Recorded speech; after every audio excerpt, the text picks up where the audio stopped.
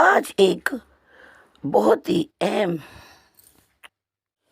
السلام علیکم اردو چینل میں آپ کا خیر مقدم، اور ویڈیوز کی طرح ایک اور معلوماتی ویڈیو لے کر آپ کے سامنے حاضر ہیں۔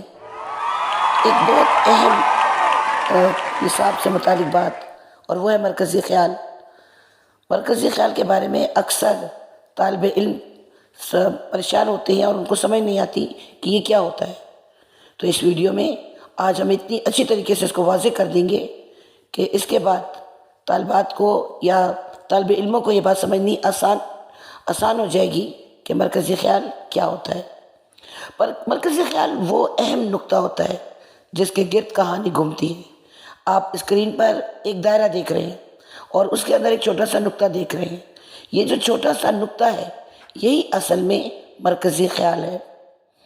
اس کے گرد کہانی گھوم رہی ہے۔ آپ دیکھ رہے ہیں کہ دائرہ بڑا ہو رہا ہے، اس ایک نقطے نے دائرے کو بڑا کیا ہے، اور جتنا چاہے یہ دائرہ بڑا ہو سکتا ہے۔ تو اسی طرح مرکزی خیال جتنا چاہے کسی بھی نگارش کو، کسی بھی تصنیف کو بڑا کر سکتا ہے۔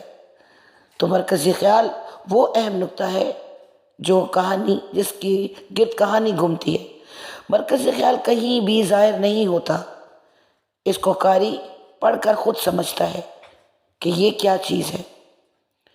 مرکزی خیال آپ کو کسی بھی تصنیف میں دکھائی نہیں دے گا۔